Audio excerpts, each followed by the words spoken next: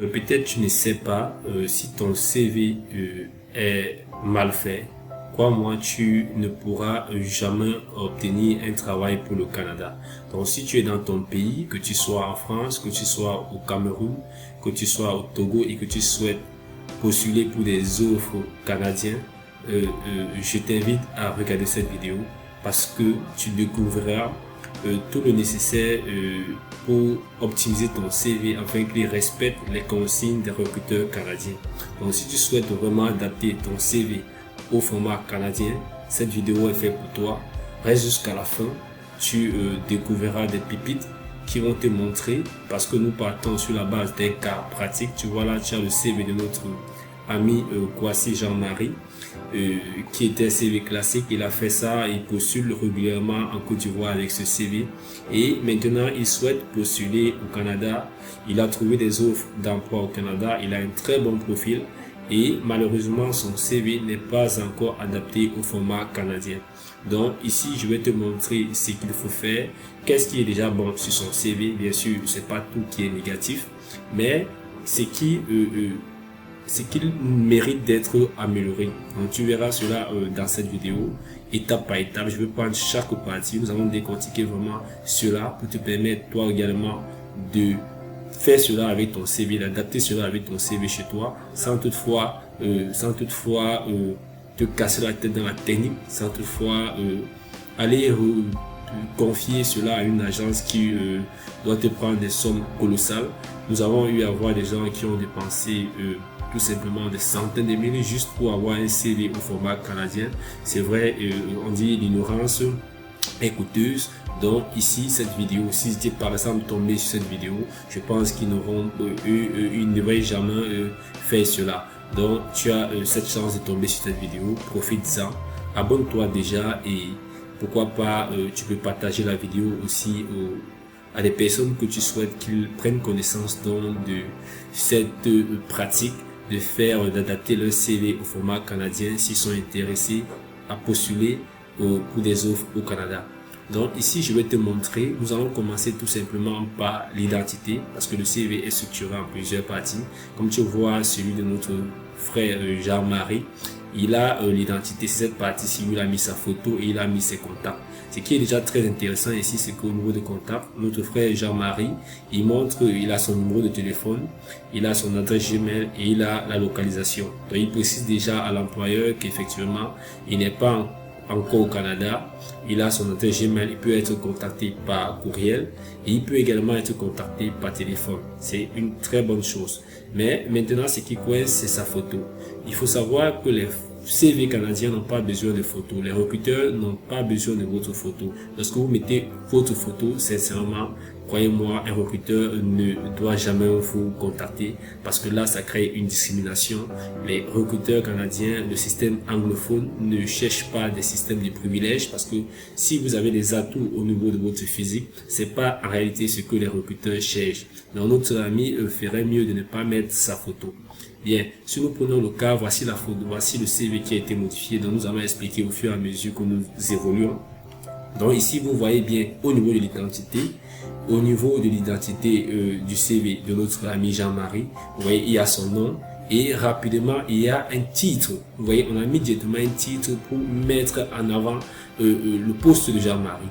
Et également, il faut savoir que le titre, il doit être fonction à l'offre que Jean-Marie souhaite postuler. Vous voyez un peu. Donc ici, vous voyez par exemple Jean-Marie, il est venu ici, il a mis son nom ici, il a mis mécanicien, technicien de maintenance industrielle. Mais ce titre est un peu vague, il fallait l'optimiser. Donc quand vous voyez ici, nous avons tout simplement mis technicien en maintenance industrielle. Bon, c'est suffisant. Ça doit être sur une ligne. Et en dessous, vous avez son numéro de téléphone, vous avez son adresse Gmail et vous avez là, au lieu de mettre, comme Jean-Marie a mis sa localisation en Côte d'Ivoire, on dit tout simplement, on met une information qui précise que Jean-Marie n'est pas au Canada, mais il est prêt à déménager au Canada. Là, ça rassure tout simplement le recruteur. Parce que ici, si on prend le cas de Jean-Marie ici, il dit il est en Côte d'Ivoire, mais l'employeur ne sait pas si Jean-Marie est déjà dans les conditions pour pouvoir se déplacer pour le Canada. Or, quand vous prenez dans ce qui a été modifié, prêt à déménager, ça veut dire Jean-Marie est en Côte d'Ivoire, il est en Côte d'Ivoire bien sûr parce qu'on voit, vous avez l'indicatif de son numéro de téléphone qui montre qu'il est en Côte d'Ivoire. Et Jean-Marie a des dispositions pour se déplacer. Il a un passeport. Forcément, s'il est prêt à déménager, ça veut dire qu'il a déjà un passeport. Ça veut dire que il a son contrat même en Côte d'Ivoire. Il n'est pas dans un contrat qui le prive de se déplacer pour un autre pays. Donc ça, c'est une information qui est utile lorsque vous faites votre identité. Au lieu de montrer que vous êtes peut-être au Togo tout simplement, il faut donc mettre un élément qui pousse l'employeur à savoir que vous êtes dans votre pays, mais vous êtes prêt donc à quitter pour rejoindre le Canada. Donc ça, c'était au niveau de l'identité. Si nous prenons, vous voyez, au lieu de mettre dans l'identité de part et d'autre, comme Jean-Marie a mis là, il met son nom ici, il met le titre, il vient ici, il met les données. Donc on a regroupé tout simplement cela à l'entête là, comme ceci, c'est plus présentable. Et on ajoute tout simplement des icônes pour apporter une touche à la présentation tout simplement du CV de Jean-Marie. Bien sûr, nous descendons donc au niveau du titre, du profil, parce qu'il est important de vous présenter après le titre que vous avez mis, après l'identité, de présenter votre profil, qu'est-ce que vous êtes, vous essayez de faire une petite présentation. Vous voyez ici, Jean-Marie a fait une présentation, mais ce qui coince, donc si nous voulons, ce qui coince ici, c'est qu'elle est un peu longue. Vous voyez ici, si nous comptons le nombre de phrases, on est à 1, 2, 3, 4, 5. Donc Jean-Marie a utilisé 5 phrases pour essayer de se décrire.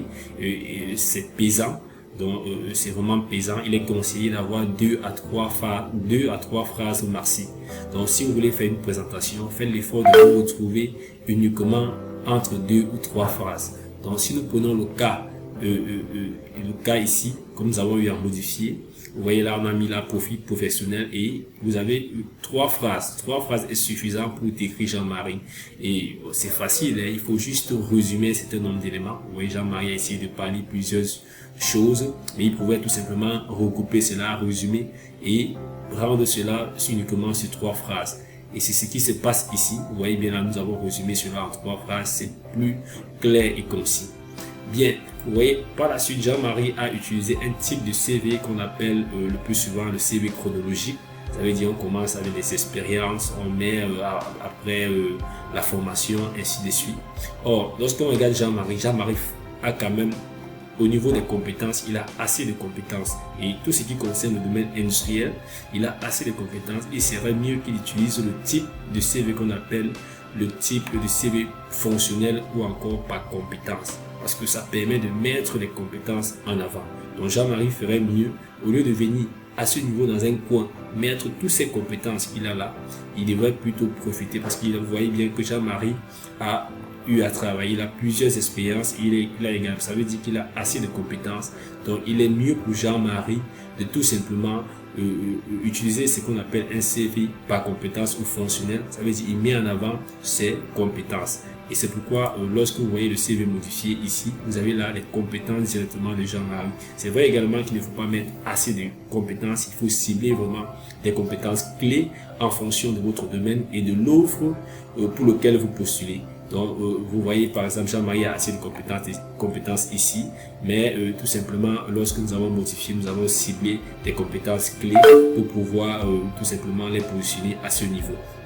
Bien après cela, donc il faut passer à la partie, vous voyez, et tenez compte également que ça doit être aéré, cohérent.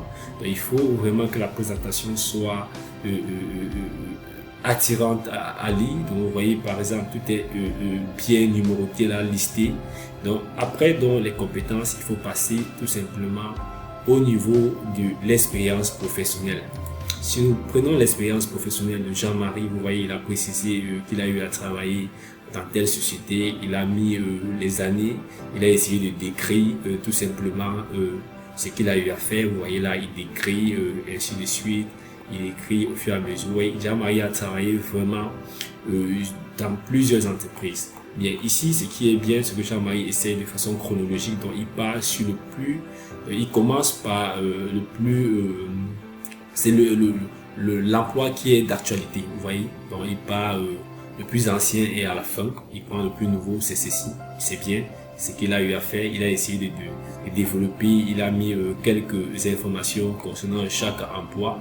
Bien, donc c'est vraiment bien fait. Mais ce qui ne marche pas, vous voyez, Jean-Marie, tout simplement par rapport à ce que nous avons fait, vous allez voir, c'est que Jean-Marie n'utilise pas des verbes d'action. Lorsque vous voulez présenter vos différents emplois, il est bon de mettre des verbes d'action pour expliquer effectivement ce que vous avez eu à faire dans ces emplois. Donc si nous regardons ici le cas de Jean-Marie, Jean-Marie dit qu'il a été mécanicien étiqueuse, il dit maintenance et réglage des lignes de conditionnement. Donc ça, ce n'est pas une action qui a été effectuée par Jean-Marie. Donc, il est mieux qu'il utilise des verbes d'action pour montrer ce qu'il a eu à faire, pour montrer les tâches. Ça peut être 2 ou 3 tâches qu'il a eu à faire pendant cet emploi. Et c'est ce qui a été fait ici, vous voyez là. Et autre élément, au Canada, il est bon de commencer par les dates avant de mettre tout simplement le titre de votre poste. Vous voyez là, ça a été modifié. Au lieu de faire comme Jean-Marie ici, vous voyez là, il met le nom de la société. Donc lui, il met plutôt le nom de la société en avant. Oh non, l'employeur n'a pas besoin déjà que l'entreprise se trouve en Côte d'Ivoire, ce n'est même pas au Canada. Donc il est mieux qu'il mette en avant son poste. Vous voyez un peu, il met la date et il met le poste en avant. Ce que vous voyez ici, vous voyez là, ici, il a commencé dans le 2001 en cours. Donc Jean-Marie, même si Jean-Marie, il s'est limité là à 2021 à 2023, ça veut dire que si à l'heure où on fait cette vidéo, Jean-Marie veut postuler, il met comme ça veut dire qu'il est en chômage, il ne sait pas bien. Donc, il est bon qu'ils disent en cours, tout simplement. Donc, ils disent en cours, voilà. Et s'il est même, et déjà que vous ne pouvez pas mettre le CV pour préciser que vous êtes en chômage, là, il faut toujours trouver quelque chose qui montre que vous êtes en cours, que vous êtes en train d'effectuer à l'heure actuelle, tout simplement. Donc, ici, vous voyez là, on a commencé par ça. 2021 en cours. On met le titre du poste qu'occupe Jean-Marie. Il est mécanicien étiqueteuse, tout simplement. Et après, donc, c'est où vous essayez de mettre le nom de l'entreprise en question. Et effectivement, le lieu de l'entreprise où se trouve l'entreprise. Ce qui a été fait là. Donc, vous voyez là, Jean-Marie n'a pas précisé cela. Il peut postuler au Canada. Il faudrait que l'employeur sache que oui, effectivement, il a eu à travailler. Est-ce qu'il a eu des expériences peut-être internationales? Il faudrait que dans le CV, que l'entreprise, que l'employeur puisse retrouver cela. Si ce n'est pas le cas, c'est pas grave. Il faut qu'il précise que ces expériences sont uniquement des expériences nationales et que ça soit bien expliqué au niveau du CV. Donc après, donc, la ligne concernant l'entreprise et le lieu, vous voyez, il y a directement merci 2 ou 3 phrases qui illustrent les tâches que Jean-Marie a effectuées dans cette entreprise. Et là, il faut utiliser des verbes d'action. Vous voyez ici, là, par exemple, effectuer la maintenance. Jean-Marie a effectué la maintenance préventive et corrective des étiqueteuses et des lignes de conditionnement. Il a appliqué rigoureusement les normes de qualité. Vous voyez là, on passe à l'action. Ce sont des verbes d'action qui montrent effectivement le travail de Jean-Marie dans cette entreprise. Et par la suite, donc, il peut descendre tout simplement avec les autres emplois qu'il a eu à obtenir en respectant également le même réglage ou le même paramétrage. Vous voyez bien, le même process, on commence par la date, le poste, l'entreprise et on met quelques tâches qui a été effectuées, commençant effectivement par les verbes d'action. Bien, vous voyez là, on a essayé de faire la même chose dans toutes les expériences de Jean-Marie. Et vous voyez, Jean-Marie est allé jusqu'en 2000. Ici, vous avez remarqué que nous n'avons pas utilisé tout simplement cet emploi parce que Jean-Marie a été postulé en 2023-2024 dans une entreprise, que ce soit en 2025, et Jean-Marie met une expérience de 2000, donc plus de 20 ans. Vraiment, c'est pas nécessaire. Nous vous conseillons, si vous avez assez d'expérience, de trier uniquement les expériences qui sont quand même à jour. Sincèrement, si vous pouvez aller sur la base de 10 ans, c'est suffisant. Parce qu'à partir de 15 ans, 20 ans, c'est énorme. Un employeur vraiment ne pourra pas aller chercher votre expérience de 20 ans. Le plus souvent, encore que vous êtes à l'étranger, donc l'employeur a besoin de ce qu'il peut gagner un peu rapidement sur vous en termes d'expérience. C'est pourquoi nous n'avons pas utilisé l'expérience de Jean-Marie à ce niveau où il était tourneur, je pense là, oui, où il était tourneur là en 2000. Non, on s'est limité uniquement à l'expérience de 2006 à 2008.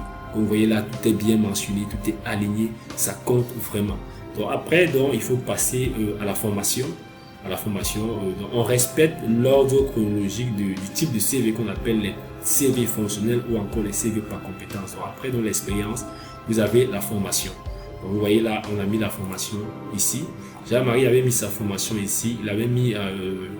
Il a mis formation, c'est bien. Il a précisé l'année à laquelle il a obtenu donc son brevet de technicien en maintenance industrielle.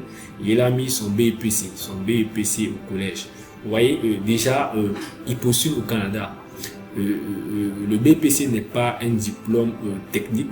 Vous voyez, c'est pas un diplôme technique et c'est pas nécessaire pour un employeur. Déjà, il n'y a pas le BEPC au niveau du Canada. Donc, l'employeur n'a rien à foutre avec son BPC. Donc, il n'est pas utile que Jean-Marie étouffe son CV avec son BPC. Donc, il peut juste mettre uniquement son brevet de technicien en avant.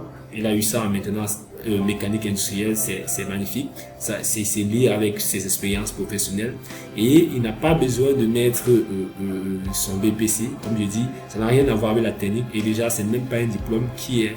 il n'y a pas le BPC au Canada. C'est pourquoi vous voyez ici, on s'est limité uniquement au brevet de technicien de Jean-Marie. Tout simplement, c'est largement suffisant.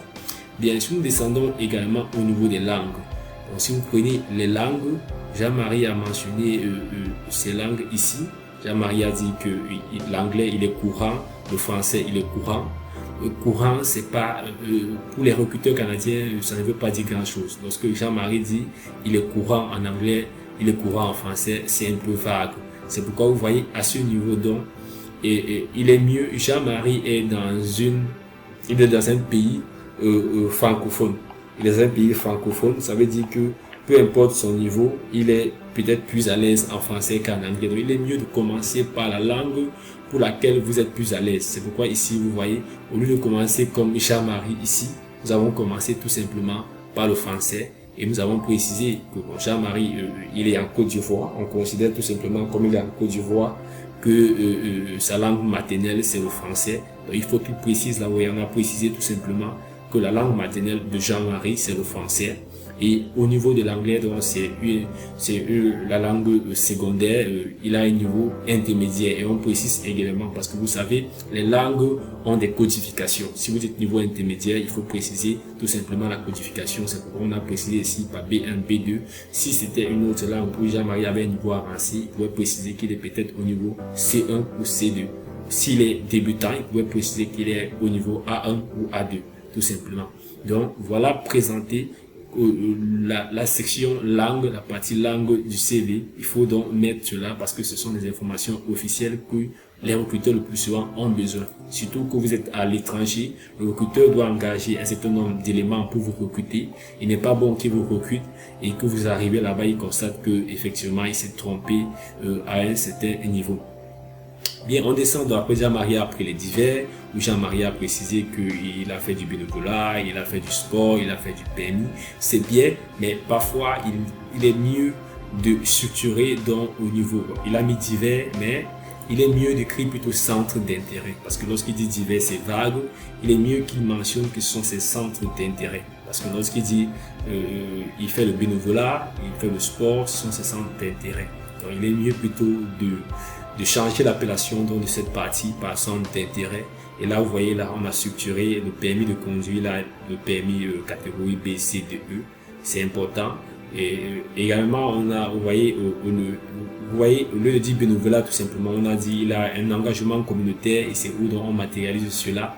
Mais Jean-Marie, au niveau des compétences, ici, vous voyez, il avait eu à mettre les compétences comme logiciel, Word, Excel, et ainsi de suite.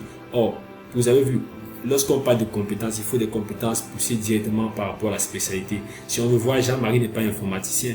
Vous voyez un peu, c'est pas informaticien. Donc, on dit qu'il a une compétence élevée ou avancée en logiciel comme Word et Excel, c'est pas sûr.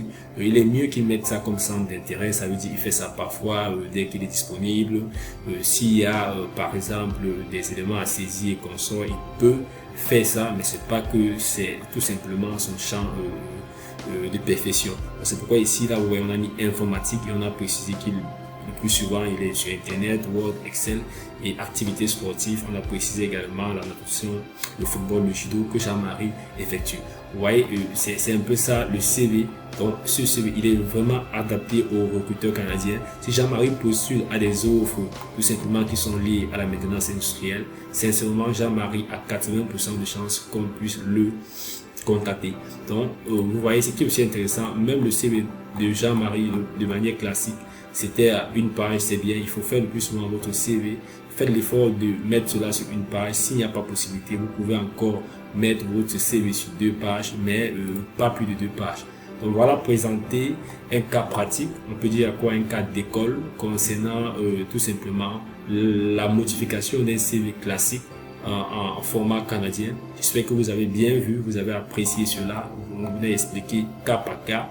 Si tout simplement vous aimerez, nous avons également un guide, un trait guide que nous proposons dans le pack offre d'emploi Canada, que vous voyez là, ce guide-ci qui vous explique toutes les informations que vous avez besoin pour réaliser vraiment un CV canadien efficace. Dans ce guide-là, vraiment, vous avez toutes les informations que vous avez besoin là. Vous avez des exemples d'école, vous avez les types de CV, les sections à inclure, ainsi de suite.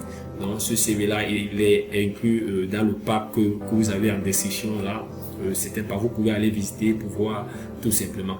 Bien, si vous voulez également qu'on vous envoie le cas d'école de Jean-Marie ici, donc on envoie le CV de Jean-Marie qui a été modifié en format canadien, n'hésitez pas. Déjà, abonnez-vous et laissez-nous un commentaire tout simplement précisant que vous avez besoin du CV de Jean-Marie. Vous écrivez simplement CV de Jean-Marie, mais comme je dis, abonnez-vous déjà avant d'écrire tout simplement un commentaire que vous avez besoin du CV de Jean-Marie. Abonnez-vous à notre chaîne.